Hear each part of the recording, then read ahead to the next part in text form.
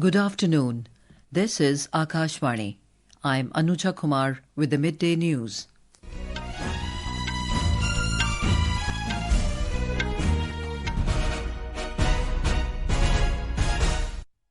The headlines. Prime Minister Narendra Modi inaugurates Kālachakra, Wheel of Time Empowerment with King of Bhutan in Thimpu, concludes two-day visit to Bhutan. President Droupadi Murmu holds bilateral talks with her Botswanian counterpart Duma Boko in Gaborone, also to address Parliamentarians of Botswana. External Affairs Minister Dr. S. Jaishankar says India looks forward to further rebuilding bilateral partnership with Canada, meets his counterparts from host Canada, Mexico and France on the sidelines of G7 foreign ministers meeting. Veteran actor Dharmendra discharged from hospital in Mumbai. And 9-point action plan under GRAP-III in Delhi-NCR to prevent further deterioration in air quality. And now the news in detail. Prime Minister Narendra Modi concluded a successful two-day state visit to Bhutan. During the visit, Prime Minister Modi, along with the King of Bhutan and the 4th Druk Gyalpo, inaugurated the Kālachakra or Wheel of Time Empowerment ceremony. In a social media post, the Prime Minister said the ceremony was presided over by His Holiness, the J. Khenpo, which made it even more special. The Kālachakra Empowerment, a significant Buddhist ritual, is part of the ongoing Global Peace Prayer Festival, which has brought together Buddhist scholars and devotees from around the world. More from our correspondent.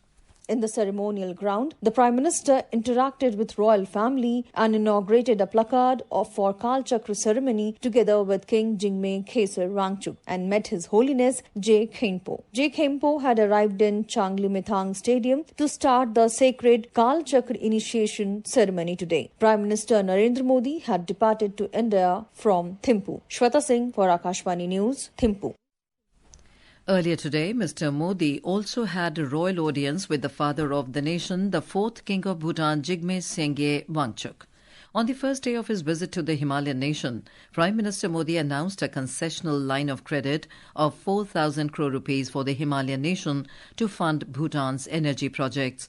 The announcement followed his meeting with the King of Bhutan in Thimpu yesterday, where the two leaders discussed regional and global issues of mutual interest.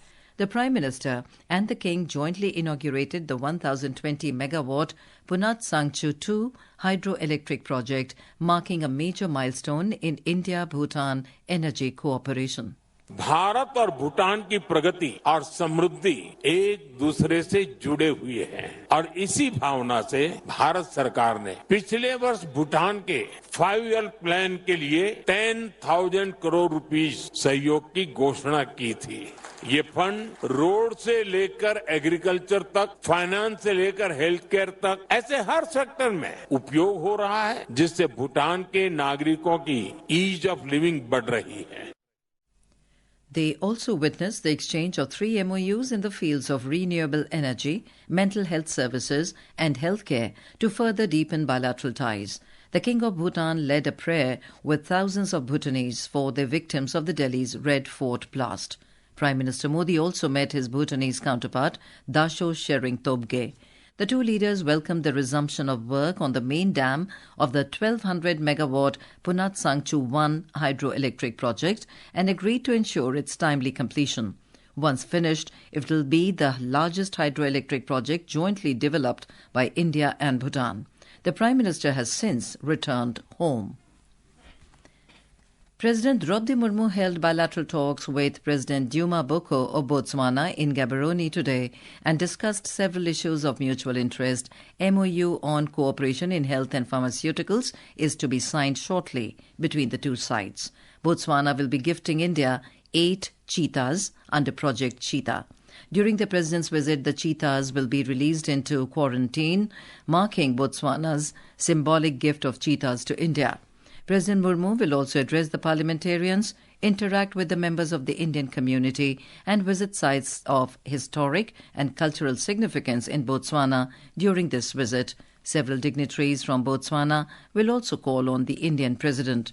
President Murmu arrived in Botswana's capital city last evening after concluding her Angola visit. She was received at the airport by the President of Botswana on her arrival, welcomed with 21-gun salute, and was accorded a guard of honor.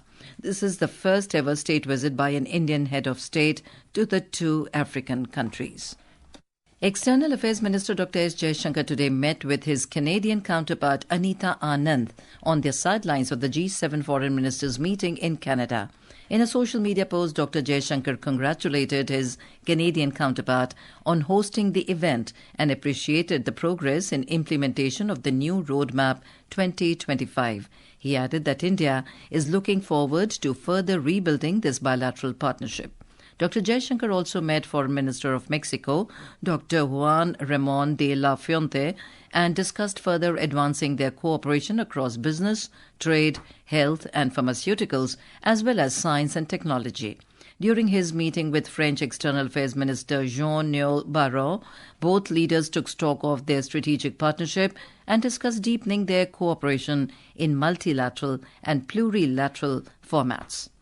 Meeting UK Foreign Secretary Weth Cooper on the sidelines, Dr. Jaishankar acknowledged the positive momentum in their relations and reaffirmed the India-UK Vision 2035 for further deepening cooperation across key areas. During the event, the External Affairs Minister also met with his Brazilian counterpart Mauro Vieira, German counterpart Johan Wadeful, and South African counterpart Ronald Lamola. This is Akashvani giving you the news. For quick news updates round the clock, follow us on our X handle at AIR News Alerts. And for details of these stories and more, log on to our website www.newsonair.gov.in and download the News on AIR app. After the Bihar Assembly elections, both major alliances, the NDA and the Mahagathbandhan, have claimed to have secured a decisive majority. The Mahagathbandhan's chief ministerial candidate and Rashtriya Janata Dal leader, Tejasvi Prasad Yadav, expressed gratitude to the voters of Bihar for the massive voter turnout. He asserted that this heavy polling reflects the people's desire for change, a vote for change. Mr. Yadav said that change is inevitable in Bihar and there is no room for any doubt about it. Speaking to reporters in Patna today, he also questioned the exit poll surveys, rejecting the claims made by various agencies. He alleged that these surveys had been manipulated and that the agencies conducting them had not provided details about their sample size or methodology. Senior BJP leader and outgoing Deputy Chief Minister Samrat Chaudhary said that this record voter turnout would surpass even the results of the 2010 Assembly elections and the NDA would achieve a massive victory. Meanwhile, after the conclusion of polling, EVMs and VVPATs have been securely stored in strong rooms across various district headquarters under tight security. The state recorded its highest ever voter turnout of around 67%. The previous highest turnout was 62.57% in the 2000 Assembly elections. The Chief of Army Staff, General Upendra Dwivedi, today called for the democratization of technology, geographic diffusion, and the use of demographics in terms of citizen soldiers and merchants for modern warfare. Addressing the Delhi Defence Dialogue 2025 in New Delhi, Mr. Dwivedi highlighted the evolving role of technology in contemporary battlefields. He underlined that the Indian Army is looking at human-centric technology and is also considering Generation 7 technology for microchips. He also called for the use of AI, robotics and cyber tools in grey zones of warfare. 4.0 when the AI, quantum and all those have been talked about. But the 5.0 has realized that the rebalancing is required to bring in the human element. That is, technology is there not to replace human but to support them. What it means, it's a melange of the ecosystem and the technology. Both have to meet. Now, why it is important for us, especially for the Indian Army, because as for the Mask of War book is concerned by Carl Bilder, it says the USPs which are there for the Air Force is of course the technology and for the Navy its platform. But in case of Army, it's always the word over is the human resource. Union Minister for Finance and Corporate Affairs Nirmala Sitharaman today chaired the third pre-budget consultation meeting with stakeholders from the micro, small and medium enterprises MSME sector in New Delhi in preparation for the upcoming Union Budget 2026-27. The meeting was also attended by Union Minister of State for Finance Pankaj Chaudhary, the Secretary of the Department of Economic Affairs and senior officials from the Ministry of MSME. Health and Family Welfare Minister Jagat Prakash Nadda has reaffirmed the government's commitment to protect every child from pneumonia. In a social media post on World Pneumonia Day, Mr. Nadda informed that the government has launched the social awareness and action to neutralize pneumonia successfully, that is, SARS initiative, to reduce childhood pneumonia through strong health systems and community awareness. The minister has highlighted that the campaign's message of pneumonia, Nahi to Bachpan Sahi, inspires collective action for prevention and timely care. Veteran actor Dharmendra has been discharged from hospital this morning. His doctor from Breach Candy Hospital told the media in Mumbai today that the 89-year-old actor will take further treatment from home. Mr. Dharmendra ji Deol has been discharged this morning from the hospital at 7:30 a.m. His recovery will continue at home. An official statement issued by Dharmendra's family has requested the media and the public to refrain from any further speculation and respect his privacy. The family also thanked everyone for prayers and good wishes for his recovery, good health and long life. The centre has invoked stricter anti-pollution curbs under Stage 3 of the Graded Response Action Plan, GRAP, in Delhi and adjoining areas after the city's air quality slipped into the severe category. The decision was taken with immediate effect in the entire NCR by the Commission for Air Quality Management, CAQM.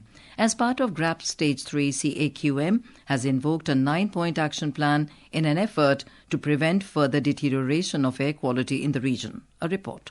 Under Stage 3, stricter restrictions are enforced after pollution level reached the severe category with air quality index between 401 and 450. A complete ban on non-essential construction and demolition activities is being enforced, including earthwork, piling, trenching and road construction activities and major repairs. BS3 petrol and BS4 diesel four-wheelers are also prohibited. Furthermore, BS4 diesel-operated light commercial vehicles registered outside Delhi are not allowed to enter the capital except those carrying essential commodities or providing essential services. Stone crushing as well as all mining and associated activities are currently shut down. State governments in Delhi-NCR now have to conduct classes in hybrid mode for school students up to class 5. The CAQM has also asked the centre and states to stagger timings for public offices and municipal bodies. Essential public projects such as railways, metro construction, airports, defence, sanitation and healthcare facilities are allowed to continue under strict dust and waste management compliance. Adarsh for Akashvani News,